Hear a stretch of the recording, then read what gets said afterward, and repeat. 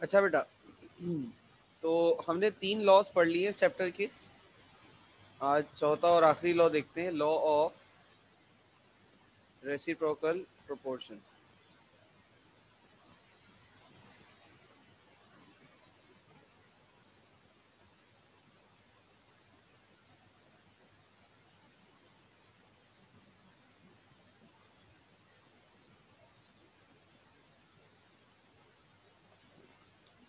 अच्छा जी, अब इसकी स्टेटमेंट क्या है पहले ये देख लेते हैं। If two elements separately combines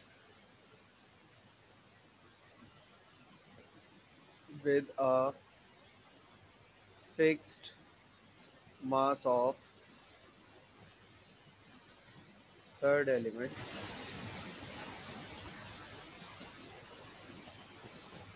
then the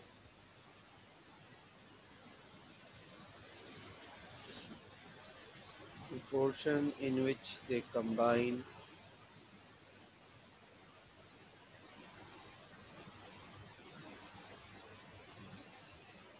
shall either in the same ratio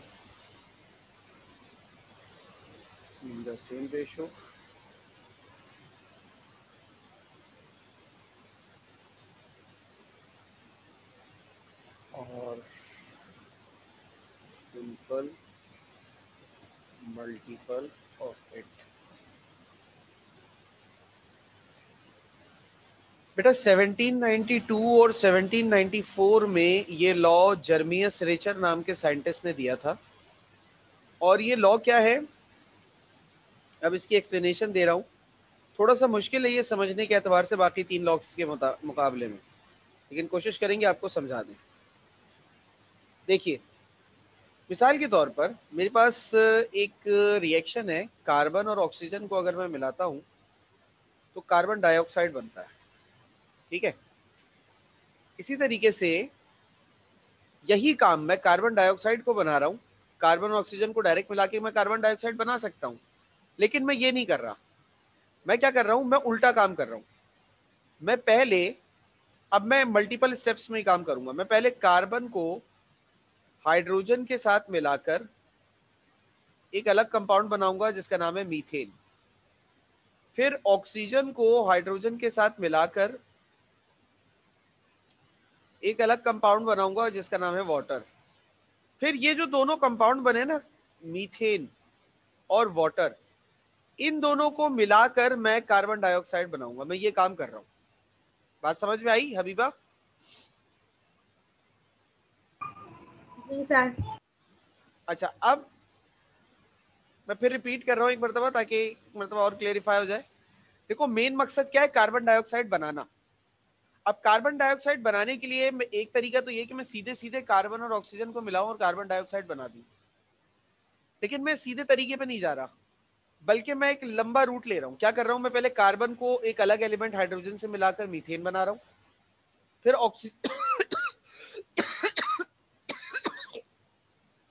oxygen को एक अलग एलिमेंट हाइड्रोजन से मिलाकर वाटर बना रहा हूं। फिर दोनों को ऐड करके, यानी मीथेन और वाटर को ऐड करके कार्बन डाइऑक्साइड बना रहा हूं, ठीक है। तो मैं इनडायरेक्ट वे में जा रहा हूं। अब ये इनडायरेक्ट वे पॉसिबल है या नहीं, इज इट पॉसिबल और नॉट, ये हम चेक करेंगे इस लॉ की मदद से। इज इट पॉसिबल और नॉट, ये हम चेक करेंगे इस लॉ की मदद से। कैसे करेंगे, देखो, मैं कार्बन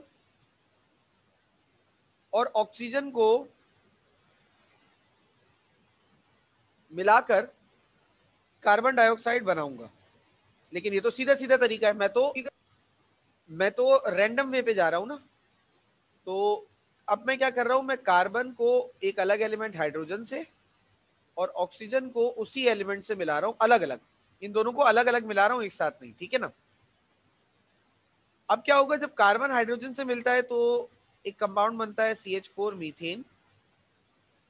जब हाइड्रोजन ऑक्सीजन से मिलता है तो एक कंपाउंड बनता है H2O वाटर।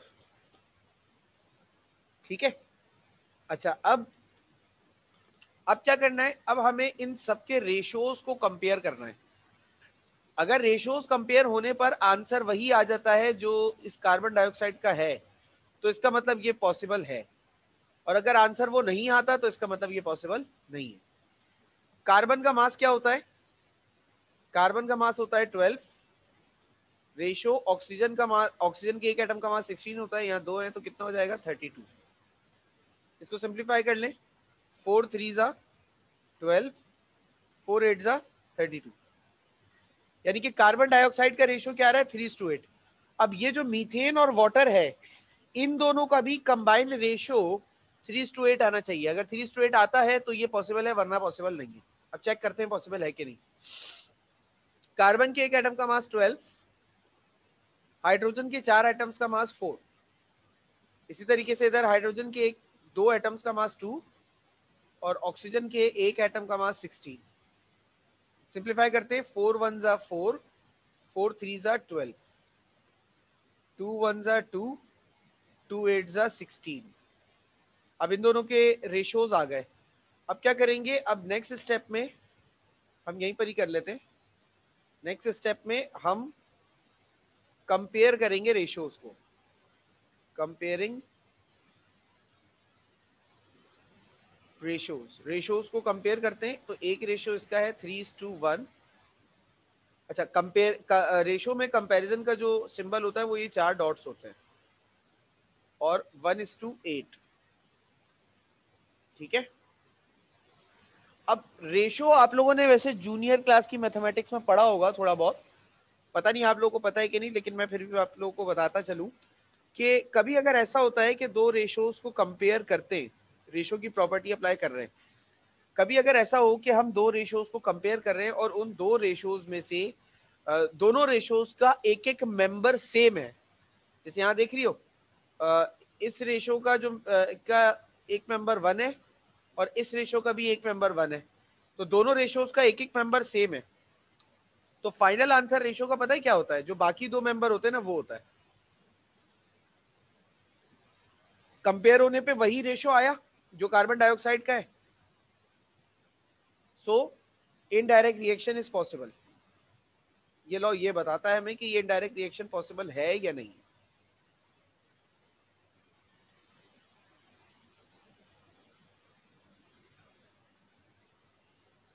बात समझ में आई?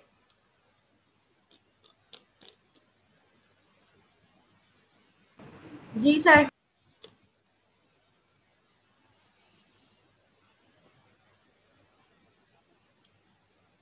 अच्छा, अब एक और एग्जांपल देते हैं। अब दूसरी एग्जांपल को समझना, देखो इसमें मैं कार्बन और सल्फर को मिलाकर कार्बन डाइसल्फाइड नाम का कंपाउंड बना सकता हूँ CH2। लेकिन मैं सीधे सीधे नहीं जा रहा, मैं पूरी चौरंगी काट के जाऊंगा। अब कैसे काटूंगा देखो, मैं पहले कार्बन और ऑक्सीजन को अलग से मिलाकर कार्बन डाइऑक्साइड बनाता हूं, फिर सल्फर और ऑक्सीजन को अलग से मिलाकर सल्फर डाइऑक्साइड बनाता हूं, फिर कार्बन डाइऑक्साइड और सल्फर डाइऑक्साइड को मिलाकर कार्बन डाइसल्फाइड बनाता हूं। तो अब ये इनडायरेक्ट वे पॉसिबल है या नहीं, मतलब ये इनडायरेक्ट मेथड पॉसिबल है, इनडायरेक्ट मेथड इज पॉसिबल और नॉट, ये हम चेक करेंगे रिचर के लॉ से। इज पॉसिबल और नॉट, चेक कर लेते हैं।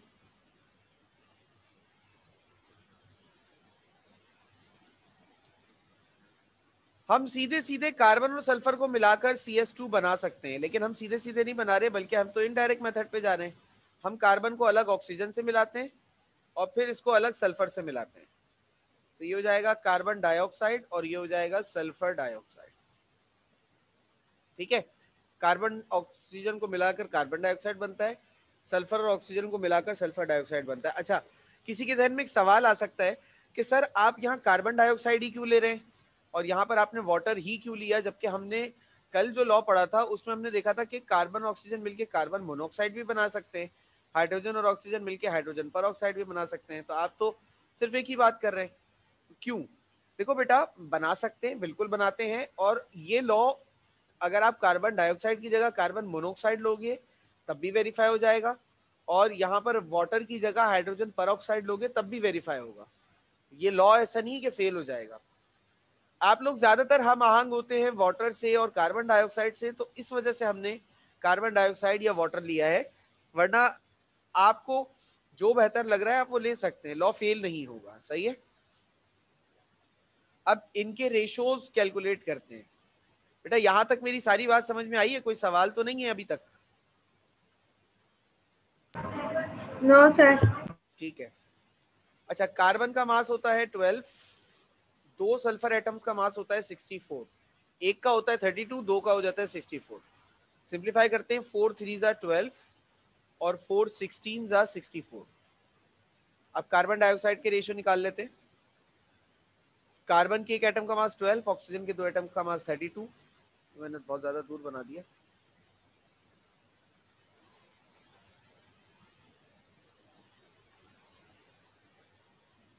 सल्फर के एक एटम का मास 32, ऑक्सीजन के दो एटम्स का मास भी 32। सॉल्व कर लेते हैं, 4 3 जा 12, 4 8 जा 32, 32 1 जा 32, 32 1 जा 32। ठीक है। अब यहाँ पर अगेन आपने वही करना है क्या, जो जैसा यहाँ पर किया था ना, कि ये कंपेयरिंग करते हैं दोनों रेशोज की, कंपेयरिंग बोथ द रेशोज।